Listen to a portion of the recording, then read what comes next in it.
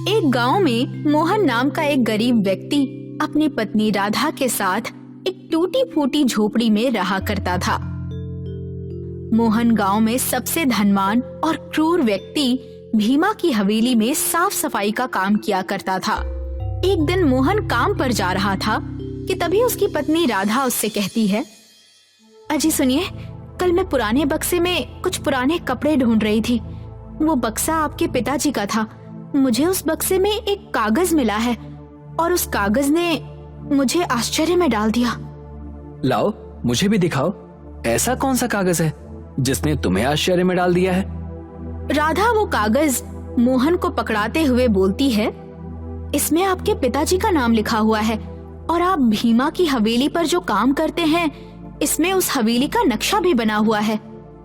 मोहन उस कागज को पढ़ते हुए आश्चर्य से बोला, राधा, इस कागज के अनुसार तो पिताजी भीम की हवेली के मालिक थे। ऐसा कैसे हो सकता है? मैं ये कागज मुखिया जी को दिखाऊंगा।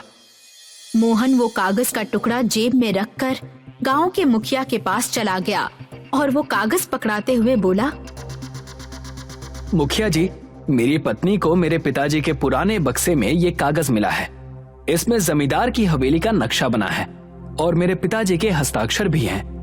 मुखिया उस कागज को देखकर मोहन की ओर उदास होकर कहता है, मोहन, ये एक रहस्य है जो शायद गांव के हर एक व्यक्ति को पता है, लेकिन तुम कितने अभागे हो जो तुम्हें नहीं पता। साफ साफ बताइए मुखिया जी, आप कहना क्या चाहते हैं? मोहन, तुम्हारे पिताजी और भीमा किसी समय किसी जमाने में बहुत गहरे मित्र थे। फिर एक दिन तुम्हारे पिता अचानक से धनवान बन गए और भीमा तुम्हारे पिता की हवेली में नौकरी करने लगा। परंतु तुम्हारे जन्म के बाद अचानक से भीमा और तुम्हारे माता पिता स्वर्ग सिधार गए। भीमा ने तुम्हारी परवरिश की और तुम्हारा विवाह किया और तुम्हें तुम्हारी ही हवेली में नौकर बना दिया। मोहन अपने मन में कई सवाल लिए हुए भीमा की हवेली में आ पहुंचा। मोहन को देखकर भीमा क्रोधित होते हुए कहता है, ये कोई समय है काम पर आने का मोहन? हवेली कितनी गंदी पड़ी हुई है। तुम कहाँ थे? मैंने मुखिया जी से बात की और उन्होंने बताया कि इस हवेली के मालिक मेरे पिता थे। आखिर ये क्या रहस्य है? अच्छा, तो तू गांव के लोगों के बहकावे में आ रहा है। अरे, तेरे माता पिता तो तुझे जन्म देने के बाद ही चल बसे थे। मैंने तुझे पाल पोस कर बड़ा किया नमक हराम, और तुझे रहने के लिए झोपड़ी दी, और तू इस हवेली को अपने पिता की हवेली बता रहा है। इतना कहकर भीमा ने मोहन को अपनी हवेली से बाहर निकाल दिया। मोहन मुंह लटकाकर अपनी झोपड़ी में आ गया। क्या हुआ? आप इतनी जल्दी कैसे आ गए? मोहन सारी घटना बताता है। मालिक ने मुझे हवेली के काम से निकाल दिया। आखिर आपको क्या जरूरत थी उनसे ये सब पूछने की? अब हम क्या करेंगे? इस गांव में आपको कौन काम देगा? यही सोच सोचकर तो मैं बहुत ज्यादा चिंतित हो रहा हूँ। तभी वहाँ पर मुखिया आ पहुँचा। मोहन, मैंने सुना है कि भीमा ने तुम्हें काम पर से निकाल दिया। जी मुखिया जी, आपने मुझे जो बताया था मैंने वही बात मालिक से पूछी थी और वो इसी बात पर भड़क गए। मोहन, तुम्हें चिंता करने की कोई जरूरत नहीं है। मैंने तुम्हें जो भी बताया वो सच था। तुम एक काम क्यों नहीं करते? कैसा काम? अरे मोहन, तुम अभी जवान हो, ताकतवर हो। हमारा गांव घने जंगलों के बीच आता है। तुम जंगल से लकड़ियां काट कर बाजार में क्यों नहीं बेचते? जितना भीमा तुम्हें धन देता है उससे ज्यादा ही तुम कमाओगे। मुखिया का ये सुझाव मोहन को पसंद आ गया। अगले दिन मोहन जंगल में लकड़ियां काटने चला गया। मोहन ने देखा कि जंगल में एक लकड़हारा लकड़ियां काट रहा था। वो लकड़हारा मोहन की ओर देखकर कहता है, लगता है आज तुम्हारा पहला दिन है। क्या नाम है तुम्हारा? मेरा नाम मोहन है। तभी मोहन की नजर सामने घने पेड़ों पर पड़ी। तुम इस पेड़ की लकड़ी को क्यों काट रहे हो? वो सामने के पेड़ की लकड़ी तो बहुत ही अच्छी मालूम होती है, बाजार में अच्छे दामों में बिकेगी।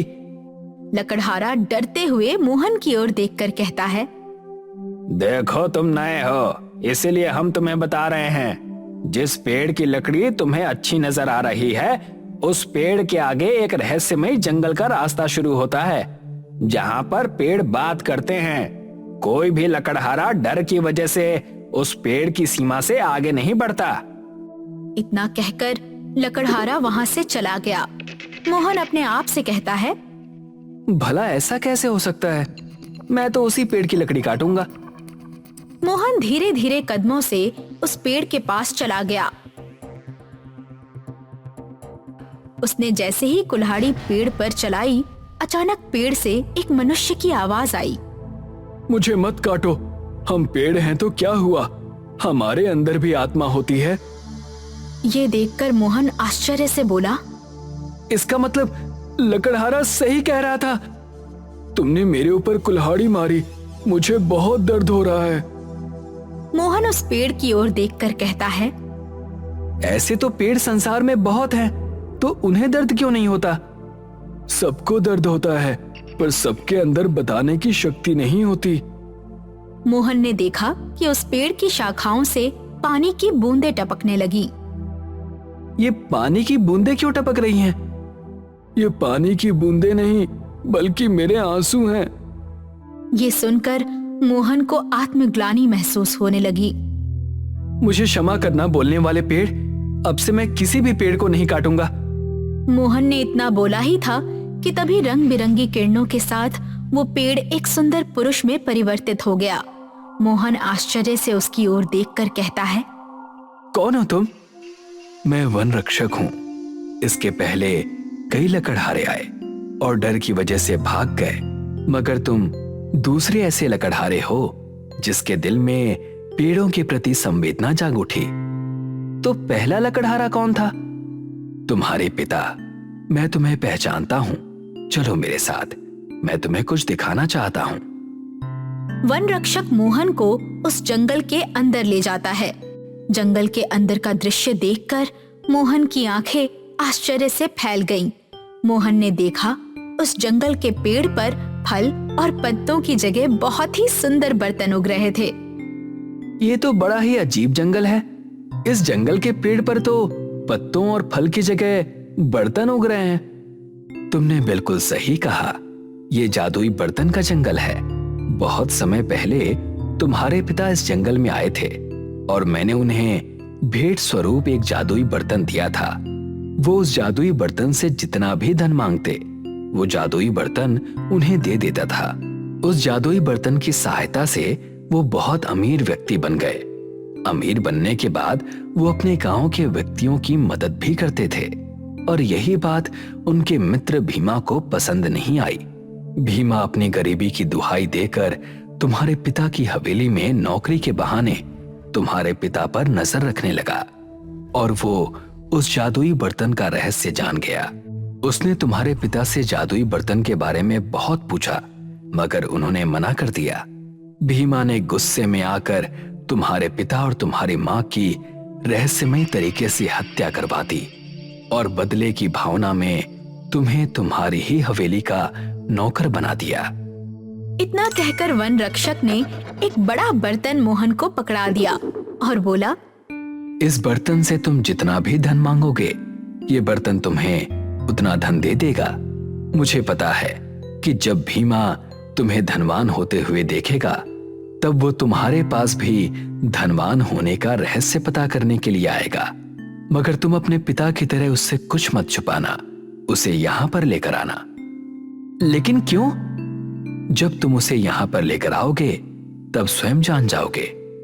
मोहन खुशी खुशी उस जादुई बर्तन के जंगल से जादू का बर्तन लेकर अपने घर चला आया और सारी घटना अपनी पत्नी को बताया। अब हम गरीबी में नहीं रहेंगे। अजी, तो फिर इस जादुई बर्तन से बहुत सारा सोना चांदी मांगकर देखते हैं। मोहन जादुई बर्तन की ओर देखकर कहता है, जादुई बर्तन मुझे बहुत सारा सोना चांदी और हीरे दे दो। अगले ही पल रंग बिरंगी किरणों के साथ जादुई बर्तन में सोने चांदी और हीरो का ढेर लग गया। राधा, ये तो सचमुच जादुई बर्तन निकला। कुछ ही दिनों में मोहन अपने गांव का सबसे अमीर व्यक्ति बन गया।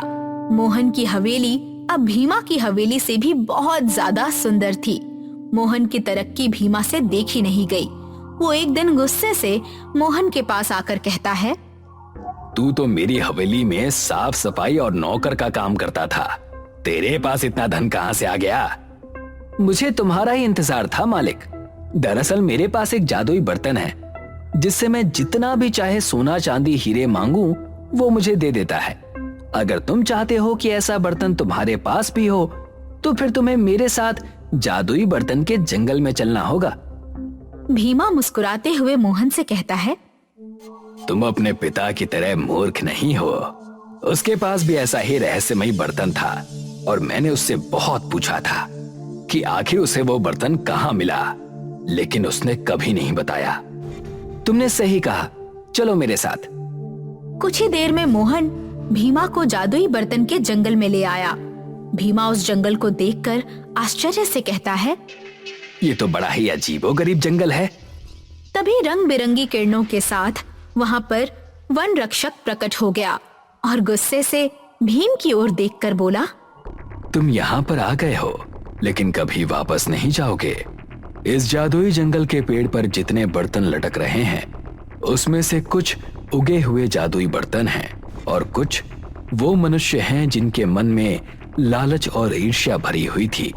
तुमने मोहन के माता पिता की हत्या करवाकर मोहन से उसका बचपन छीन लिया। तुम्हें इसका दंड अवश्य मिलेगा। तुम इस बारे में कैसे जानते हो? क्योंकि मैं ही वो वन रक्षक हूं जिसने मोहन के पिता को वो जादुई बर्तन दिया था।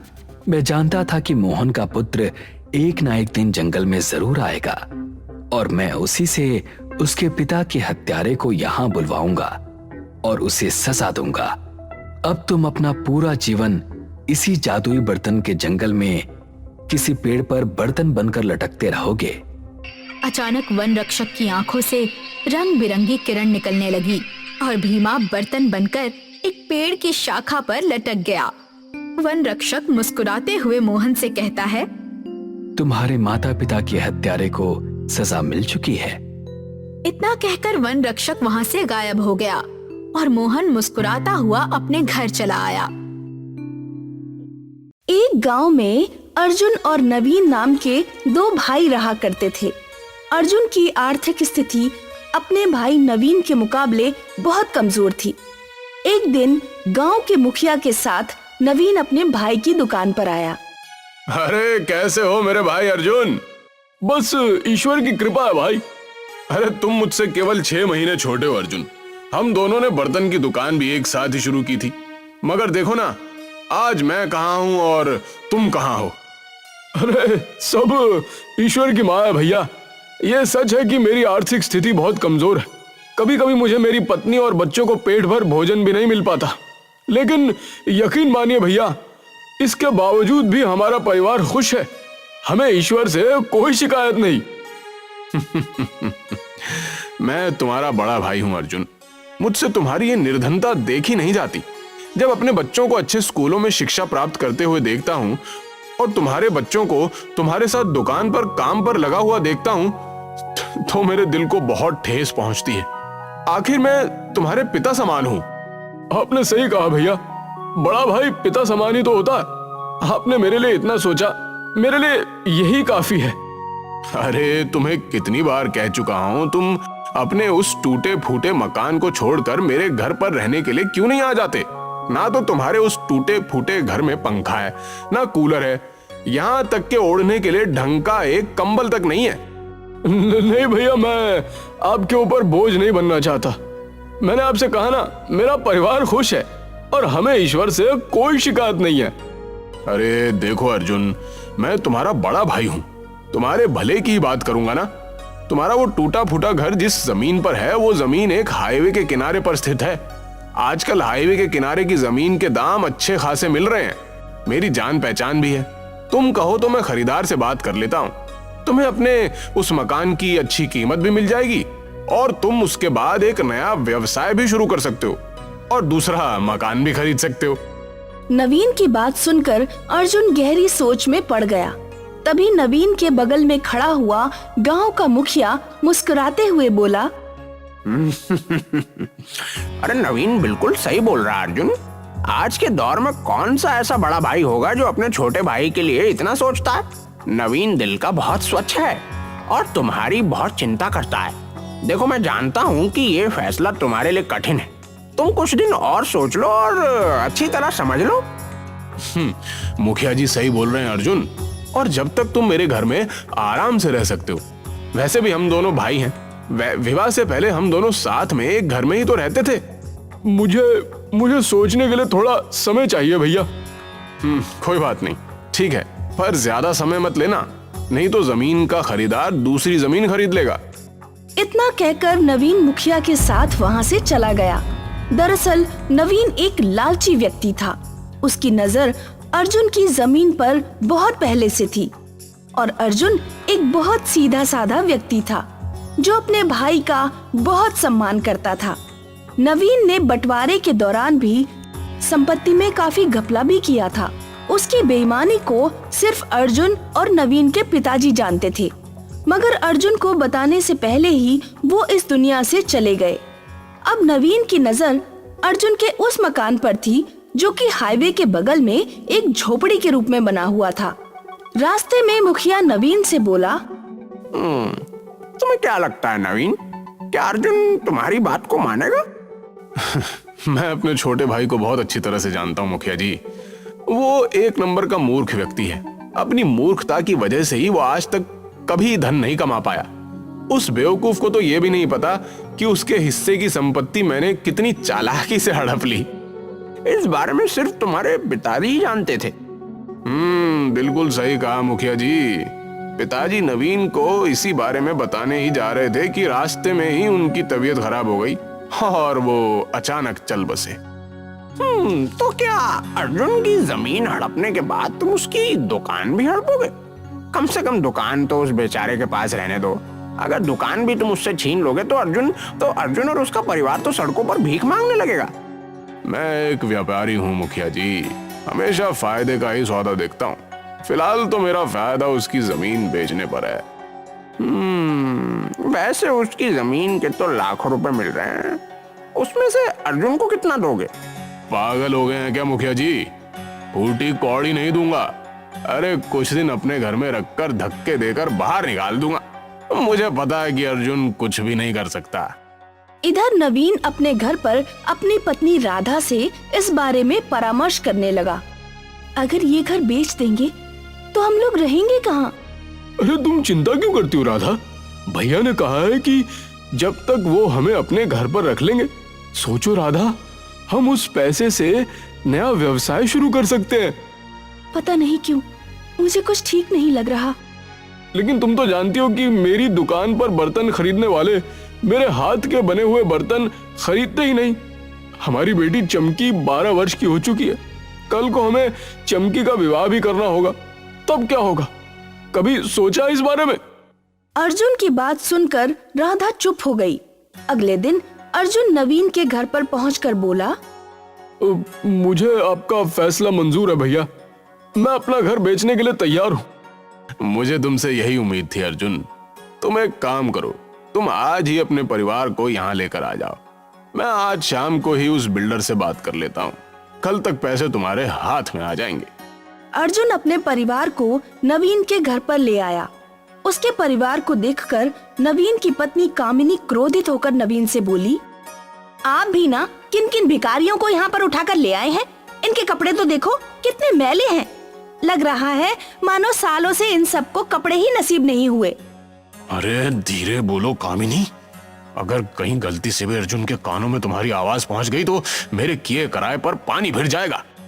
लेकिन आप एक बात कान खोल के सुन लीजिए, मैं उन तीनों को ज्यादा दिन बर्दाश्त नहीं कर पाऊंगी। अरे धीरज रखो, 2-3 दिन बाद मैं इन सबको धक्के देकर स्वयं घर से बाहर निकाल दूंगा। नवीन ने बड़ी चालाकी से एक सादे स्टैम्प पेपर पर अर्जुन का अंगूठा लगवा लिया। अर्जुन अपने भाई पर बहुत भरोसा करता था। शाम को अर्जुन ने वो जमीन लाखों रुपए में उस बिल्डर को बेच दी। 2 दिन बाद जब अर्जुन नवीन से बोला, भैया हमें यहाँ पर रहते हुए 2 दिन हो गए हैं और सच तो यह है कि मैं और मेरी पत्नी यहाँ पर असहज महसूस कर रहे हैं। आप मुझे पैसे दे दीजिए, हम यहाँ से चले जाते हैं। अर्जुन की बात सुनकर नवीन क्रोधित होते हुए बोला, कौन से पैसे? कैसे पैसे? भैया वो मेरा मकान जो आपने बेचा था उसके पैसे। अरे मैं तुम्हें बताना भूल गया अर्जुन। बात असल में यह है कि वो बिल्डर धोखेबाज निकला। उसने हाईवे के बगल की तमाम जमीनों को धोखे से अपने नाम कर लिया और उन सारी जमीनों को मुंबई के किसी बड़े सेठ को बेच दी और वो देश छोड़कर फरार हो गया। नवीन की बात सुनकर अर्जुन के पैरों तले जमीन खिसक गई। उसकी आंखों से आंसू बहने लगे। भैया मैं कहाँ जाऊंगा? अरे अब मुझे क्या पता तुम कहां जाओगे और क्या करोगे। अब तुम्हारी किस्मत ही इतनी फूटी है तो उसमें मेरा क्या दोष। और सुनो, आज शाम को ही तुम अपनी पत्नी और बेटी को यहाँ से लेकर चले जाना। हाँ, मेरी पत्नी तुम सबके साथ स्वयं असहज महसूस कर रही है। लेकिन भैया मैं कहाँ जाऊंगा? मेरे पास तो और कोई घर भी नहीं है। वो सब मुझे नहीं पता। देखो, वो सब मुझे नहीं पता। तुम मेरे छोटे भाई हो, इसलिए मैं तुमसे सिर्फ जुबान से कह सकता हूं। अगर शाम तक तुम नहीं गए तो मेरी पत्नी बहुत गुस्से वाली है। कहीं वो तुम्हें और तुम्हारी पत्नी को अपमानित करके घर से धक्के देकर बाहर ना निकाल दे। देखो, समझदार के लिए इशारा ही काफी होता है। अर्जुन रोता हुआ अपनी पत्नी और बेटी को वहाँ से ले जाकर अपनी दुकान पर बैठ गया। अर्जुन रात भर रोता रहा। तुम्हारे भाई ने हमारे साथ धोखा किया है। मैंने भैया पर कितना विश्वास किया। चिंता मत कीजिए, जरूर इसमें हमारे लिए ईश्वर की तरफ से कोई न कोई भलाई होगी। आप एक काम क्यों नहीं करते? आपकी बिक्री यहाँ नहीं होती। आपके बनाए हुए बर्तन बहुत ही अच्छे होते हैं। आप उन बर्तनों को शहर में जाकर क्यों नहीं बेचते? हिम्मत हारने से क्या होगा? अगले दिन अर्जुन अपनी पत्नी के कहे अनुसार अपने बनाए हुए बर्तन दूसरे गांव में जाकर बेचने लगा। अर्जुन ये देखकर हैरत में पड़ गया कि उसके बर्तन एक ही दिन में सब बिक गए। राधा, तुम बिल्कुल सही कह रही थी। मेरे हाथ के बने हुए बर्तन हमारे गांव में नहीं बिकते थे, मगर दूसरे गांव में तो सारे बर्तन बिक गए। अब मैं खूब मेहनत करूंगी। अर्जुन नए बर्तन बनाने में जी जान से जुट गया। एक दिन अर्जुन अपने बर्तन बेचकर अपने गांव वापस लौट रहा था। गर्मी ज्यादा थी। गर्मी की वजह से अर्जुन एक पेड़ के नीचे बैठ गया कि तभी एक बूढ़ा व्यक्ति बड़ी सी पोटली लिए हुए अर्जुन के पास आकर बोला, क्या मैं यहाँ बैठ सकता हूँ कुछ देर के लिए? क्यों नहीं बाबा, ये जंगल तो सबका है और इस पेड़ पर मेरा नाम थोड़ी लिखा हुआ है। मुझे बहुत जोरों से प्यास लगी है। बूढ़े की बात सुनकर अर्जुन ने अपनी बोतल उस बूढ़े को दे दी। बूढ़ा एक ही सांस में सारा का सारा पानी पी गया। तुम तो बहुत ही अच्छे व्यक्ति हो। वैसे काम क्या करते हो? वो बर्तन बनाकर गांव में बेचता हूँ। अर्जुन की बात सुनकर बूढ़े व्यक्ति की आंखों में चमक आ गई। उसने अपनी पोटली खोल दी। अर्जुन ने देखा उस पोटली में ढेर सारे बर्तन और एक बड़ी सी कढ़ाई रखी हुई थी। तुमने मुझे पानी पिलाया, तुम इस कढ़ाई को ले जाओ। मैं तुम्हें ये कढ़ाई भेंट स्वरूप देना चाहता हूँ, क्योंकि ये मामूली कढ़ाई नहीं है। अब क्षमा करना बाबा, मैं आपकी भेंट स्वीकार नहीं कर सकता। मैं एक मेहनती व्यक्ति हूँ और मैं अपनी मेहनत पर विश्वास करता हूँ। जीवन में कभी भी तुम्हें आवश्यकता पड़े तो यहाँ पर चले आना, और वैसे भी तुम्हें बहुत जल्दी आवश्यकता पड़ने वाली है।